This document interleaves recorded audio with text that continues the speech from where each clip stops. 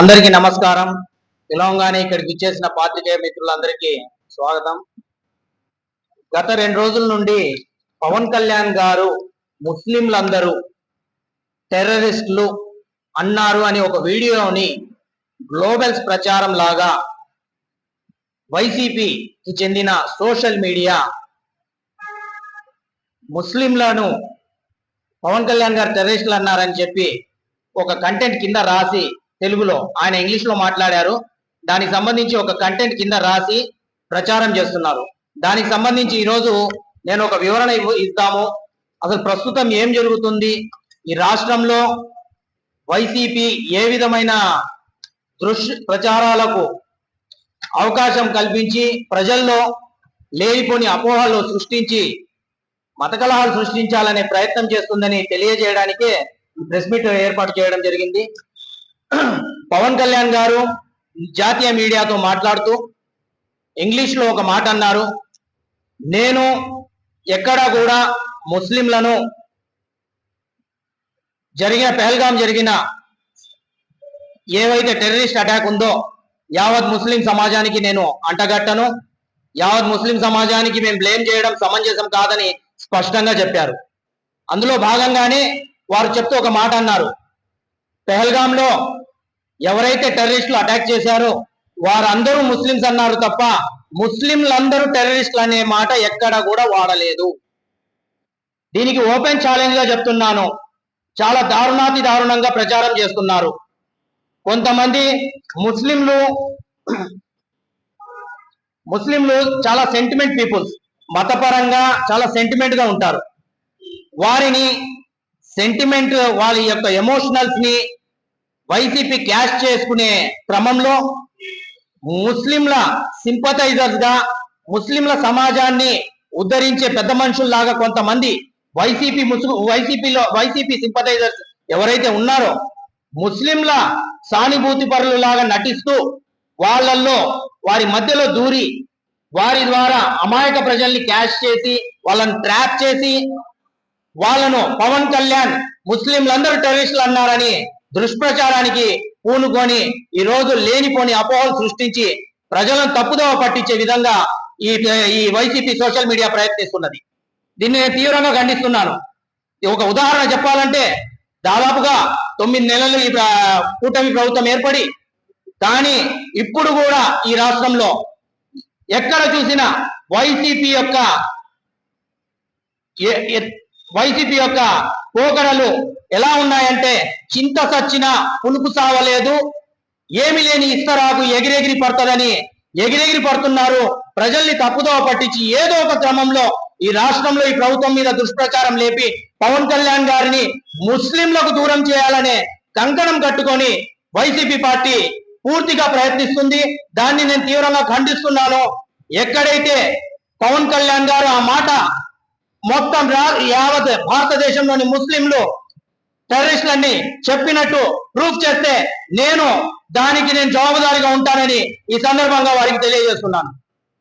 మర్యాద ఉంటే బాగుంటుందని ఈ సందర్భంగా వైసీపీకి హెచ్చరిస్తున్నాము.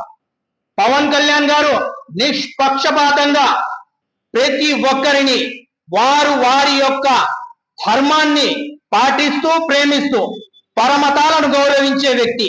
ఈజ్ ఎ క్లియర్ సెక్యులర్ అంటే కేవలము ముస్లింలను, మైనార్టీలను లేదా క్రిస్టియన్లను కాపాడే విధంగా మాట్లాడే వ్యక్తే కాదు, అతను హిందూ ధర్మాన్ని కూడా కాపాడే వ్యక్తి అయినప్పుడే అతను సెక్యులర్ అవుతాడని ఈ విషయాన్ని, ఈ ఇంకిత జ్ఞానాన్ని ఈ ప్రజలు ఎప్పుడైతే ఎక్కించుకుంటారో ఆ రోజు ఈ ప్రజల మధ్య ఎటువంటి అపోహలు ఉండవని ఈ ప్రజలకు కూడా నేను ఈ సందర్భంగా నా ముస్లిం సమాజాన్ని నేను ఒకటే కోరుతున్నాను. దాదాపుగా పవన్ కళ్యాణ్ గారు, నేను 17 సంవత్సరాల నుంచి ఆయనతో ఉన్నాను. నన్ను కూడా మీరు దగ్గర నుంచి చాలా, నా యొక్క 42 సంవత్సరాల వయసులో నేను ఊహకు వచ్చినప్పటి నుంచి మీలో నేను తిరుగుతున్నాను. మీరు కూడా నా యొక్క ప్రవర్తన చూసి ఉంటారు. నేను పవన్ కళ్యాణ్ గారితో ఉన్నారంటే, పవన్ కళ్యాణ్ గారు ఒకవేళ ముస్లింల వ్యతిరేకి అయితే నేను ఆ రోజే, ఏ రోజు మొదలు పెట్టానో ఆ రోజే బయటికి వచ్చేవాడిని. 17 సంవత్సరాల వారితో ఈ రోజు నా జర్నీ జరిగినది.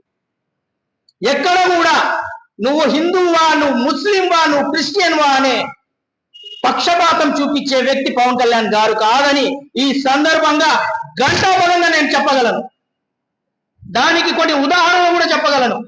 పవన్ కళ్యాణ్ గారు కౌలు రైతులకు ₹1,00,000 చొప్పున ఆదుకోవడానికి చచ్చిపోయిన కౌలు రైతులకు సాయం చేసే సందర్భంలో ఎంతో మంది ముస్లిం కౌలు రైతులకు ఆదుకున్న పరిస్థితి. నేను ఒకటే అడుగుతున్నా, ఈ వైసీపీకి సోకాల్డ్ వైసీపీ ముస్లిం సింపథైజర్స్ డ్రామా చేస్తూ వైసీపీ సంబంధించిన కోవట్లు ఎవరైతే ఉన్నారో వాళ్ళు క్లియర్ గా చెప్తున్నాను, ఛాలెంజ్ చేసి చెప్తున్నాను, ఎక్కడైనా మీ నాయకుడు పవన్ కళ్యాణ్ గారి లాగా నిష్పక్షపాతంగా ఇతర మతస్థులకు సాయం చేసిన దాఖలాలు ఉన్నాయా? అంటే పవన్ కళ్యాణ్ గారు హిందూ మతం గురించి మాట్లాడంగానే అతను ఒక ఇతర మతాల వ్యతిరేకని ఎలా మీరు చిత్రీకరించుకుంటారు?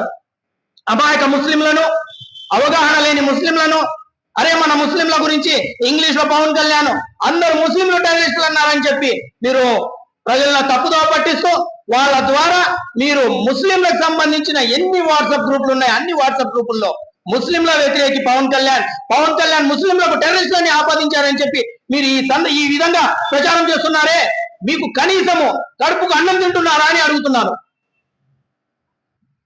ఒకసారి ఆ వీడియోని మీరు స్పష్టంగా చదువుకున్న వారైతే స్పష్టంగా అతను ఇంగ్లీష్ లో ఏం మాట్లాడారో చూడండి. నేను దాదాపు ఈ 2 రోజుల నుంచి చాలా మందితో చర్చించడం జరిగినది. లేదు పవన్ కళ్యాణ్ గారు అలా మాట్లాడలేదని చదువుకున్న మేధావులు చెప్తున్నారు. కానీ చదువుకున్న మూర్ఖులు, వైసీపీ మీద ప్రాణం తెంచుకోలేని కొంతమంది దుర్మార్గులు ఈ సమాజంలో ఎక్కడో ఒక చోట అల్లకొల్లం సృష్టించాలి, ముస్లింలను హిందువులను విడదీయాలి, పవన్ కళ్యాణ్ ముస్లింలకు దూరం చేయాలని కంకణం కట్టుకొని వారు చేస్తున్న ప్రయత్నం ఏ మాత్రం ఫలించదని ఈ సందర్భంగా తెలియజేస్తూ వారికి ఒకటే చెప్తున్నాను, ఈ దేశానికి స్వతంత్రం వచ్చి దాదాపుగా 77 సంవత్సరాలు అవుతున్నది. ముస్లింలు ఎవరైతే మీరు మా ముస్లింలకు ముస్లిం పక్షపాతి కాంగ్రెస్ పార్టీ అంటున్నారో, కాంగ్రెస్ డిఎన్ఏ నుంచి వచ్చిన ఈ వైసీపీ అంటున్నారో వారి గురించి నేను కొన్ని మాటలు అడుగుతున్నాను మీకు.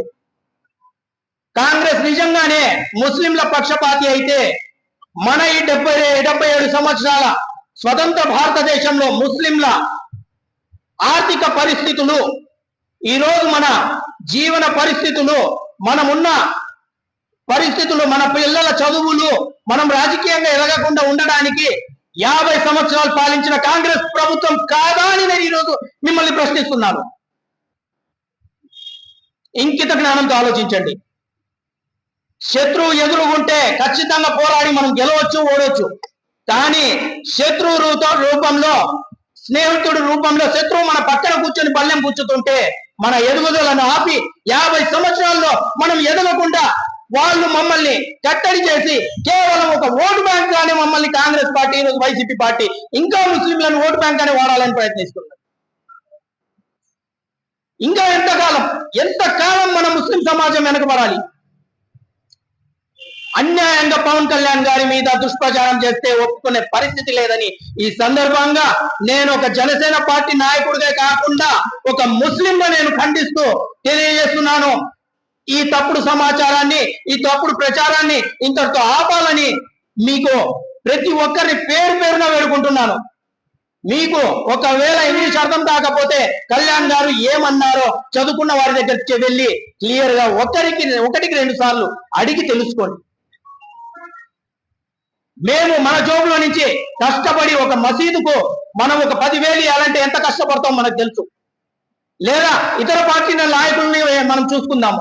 ఎవరైనా ఒక ₹1,00,000 మీరు అభిమానించే పార్టీ వైసీపీ అయినా కాంగ్రెస్ అయినా మసీదులకు ఎక్కడైనా దాన ధర్మాలు ఇచ్చిన పరిస్థితులు, గిఫ్ట్లు ఇచ్చిన పరిస్థితులు ఉన్నాయా?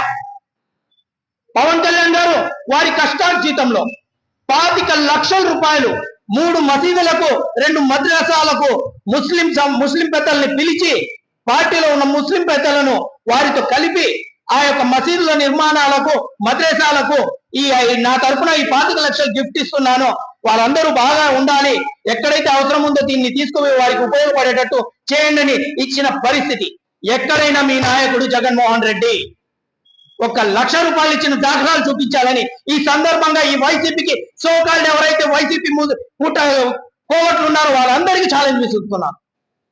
దయచేసి అర్థం చేసుకోండి. నేను ముస్లిం సమాజాన్ని ఒకటే చెప్తున్నాను, తప్పుడు ప్రచారాలను నమ్మొద్దు. పవన్ కళ్యాణ్ గారు ముస్లిం సమాజాన్ని పూర్తిగా టెర్రరిస్టులని ఎక్కడా అనలేదు. పెహల్గామ్ లో టెర్రరిస్టులు ఎవరైతే అటాక్ చేశారో వారు చేసిన దుర్మార్గపు చాలా హీనమైన చర్య, వారి మతాన్ని అడిగి వారిని కాల్చి చంపడం జరిగినది. ఇది నగ్న సత్యం. వారు కేవలం హిందువులు ముస్లింల మధ్య వాళ్ళు భాయి ఉన్నారు. ఈ దేశం చాలా సామరస్యంగా నడుస్తుంది. ఇక్కడ హిందువులు ముస్లిం విడిపోవాలని కంకణం కట్టుకొని ఏ ప్రయత్నం అయితే చేశారో ఆ ప్రయత్నానికి ఎవరైతే మన ప్రవక్త ముహమ్మద్ సల్లల్లాహు అలైహి వసల్లం యొక్క జమానా నుంచి, ఆ కాలం నుంచి అదృశ్య శక్తులు ఎప్పుడు కూడా సమాజంలో అల్లకల్లోలం సృష్టించాలని ప్రయత్నిస్తుంటాయో అలాంటి అదృశ్య శక్తులు ఇంకా అంతం కాలేదు. ఇప్పుడు కూడా ఆ అదృశ్య శక్తులు ప్రయత్నిస్తానే ఉన్నాయి. ఆ ప్రయత్నంలో భాగంగా ఈ రోజు వారు సఫలీకృతమయ్యడానికి పూర్తిగా అడుగులు వేస్తే దానికి మనము అవగాహన లేకుండా తొందరపాటుతో మన ముస్లింలకు అన్నారని ఆవేశపడి ఆలోచన లేకుండా ఎక్కడ కూడా మీరు తొందరగా నిర్ణయాలు తీసుకోవద్దు. పవన్ కళ్యాణ్ గారు స్పష్టంగా చెప్తున్నాను, వారి మతపరంగా వారి మతానికి పక్షపాతే. నేను ఏ విధంగా నా ఇస్లాం మతానికి నేను ముస్లింల పక్షపాతినో అదే విధంగా పవన్ కళ్యాణ్ గారు వారు ఒక సనాతన ధర్మానికి పాటించే ఒక హిందువుగా వారి మతానికి పక్షపాతే. అదే క్రమంలో పవన్ కళ్యాణ్ గారు ఖచ్చితంగా చెప్తున్నాను, వారు పరమతాలను చాలా గౌరవంగా చూసుకుంటారు. దీనికి మేము ఉదాహరణగా మీకు ఇప్పుడు చెప్పిన విషయాలు. దయచేసి తప్పుడు సమాచారాన్ని నమ్మొద్దు, గ్లోబల్ ప్రచారాలను నమ్మొద్దు. దయచేసి ఆ వీడియోని సరిగా మీరు వినండి, వినిన తర్వాత ఫార్వర్డ్ చేయండి. ఆ ఫార్వర్డ్ చేయడం మానుకొని మీరు నిజాన్ని మనము చేరవేయాలి తప్ప తెలిసి తెలియక అబద్ధాన్ని చేరవేస్తే దేవుడి దగ్గర కూడా అల్లా దగ్గర మనము శిక్షకు అర్హులు అవుతాము. దయచేసి అర్థం చేసుకోండి. దీని తర్వాత కూడా కొంతమంది, ఇంకో విషయం చెప్పడం మర్చిపోయాను, కొంతమంది పని కట్టుకొని ఈ వీడియో వచ్చిన తర్వాత దాదాపు వక్ఫ్ బోర్డు అమెండ్మెంట్ బిల్ విషయం జరిగినప్పటి నుంచి కూడా కొంతమంది పని కట్టుకొని కూటమిలో ఉన్న నాయకులు ముస్లిం నాయకులను టార్గెట్ చేస్తూ దారుణంగా నేను మీడియా ముందు మాట్లాడలేని అన్పార్లమెంటరీ లాంగ్వేజ్ లో చాలా దారుణంగా మమ్మల్ని దూషిస్తున్నారు. మేము ముస్లిం లేబరే కాదంటున్నారు. మీకు ఎవరిచ్చారు ఈ హక్కు అని అడుగుతున్నాను నేను. మీరు ఇలాంటి వైసీపీ సోషల్ మీడియా సంబంధించిన వారి ట్రాప్ లో పడ్డంత కాలం మీరు తప్పును నమ్ముతానే ఉంటారు, తప్పును ముందుకు తీసుకొని ప్రచారం చేస్తానే ఉంటారని తెలియజేస్తున్నాను. మరోమారు కూటమిలో ఉన్న టీడీపీకైనా జనసేనకు సంబంధించిన ముస్లిం నాయకులను ఎవరైనా టార్గెట్ చేసి మీరు ముస్లింలా, మీరు ముస్లింలే కాదు అని ఎవరైనా అంటే ఇల్లు వెతుక్కొని వచ్చి ఖచ్చితంగా కొడతామని ఈ సందర్భంగా హెచ్చరిస్తున్నాము. వైసీపీకి ఒకటే చెప్తున్నాము, దుష్ప్రచారాలు మానుకోకపోతే మీరు ఎప్పుడో 4 సంవత్సరాల తర్వాత మా ప్రభుత్వం వస్తది, మేము జగన్ 2.0 చూపిస్తామంటున్నారు. మనిషికి ఒక రూపమే ఉండాలి, 2 రూపాల గల జగన్మోహన్ రెడ్డి స్వయంగా చెప్తున్నాడు నేను 2 రూపాలని. మీరు అర్థం చేసుకోవాలి. ఒక రూపం క్రూరుడుగా ఉంటాడు, ఒక రూపం మంచివాడిగా నటిస్తాడు. మీరు అర్థం చేసుకోవాల్సింది ఆయనలో 2 రూపాలు ఉన్నాయని. చంద్రబాబు గారి దగ్గర, పవన్ కళ్యాణ్ దగ్గర ఒకటే రూపం ఉంది. వాళ్ళు ఎప్పుడు కూడా నా ఈ 2 రూపాయలు చూడమని లేదు. వాళ్ళు అంటున్నారు 4 సంవత్సరాల తర్వాత మేము వస్తే మీకు మీ అంతు చూస్తామని. మీరు ఒకటి గుర్తు పెట్టుకోండి, మేము అధికారంలో ఉన్నాము. మీకు 4 సంవత్సరాల కాలం అవసరమేమో, మేము అనుకుంటే తక్షణం ఏమైనా చేయగలము. కానీ మన నాయకులు అలాంటి విధానాలకు, అలాంటి తప్పుడు వ్యవహారాలకు ప్రోత్సహించే వ్యక్తులు కాదు. మా పార్టీ నాయకులైనా కార్యకర్తలైనా అలాంటి తప్పుడు ప్రచారాలకు ముందుకు వెళ్లారని ఈ సందర్భంగా తెలియజేస్తూ, మీరు బెదిరింపులకు దిగితే ఎవడు భయపడడు. తప్పుడు ప్రచారాలు మానుకోకపోతే ఖచ్చితంగా న్యాయబద్ధంగా చర్యలు తీసుకోవడం కూడా జరుగుతుందని ఈ సందర్భంగా హెచ్చరిస్తూ సెలవు తీసుకుంటున్నాను. జై హింద్, జై జనసేన.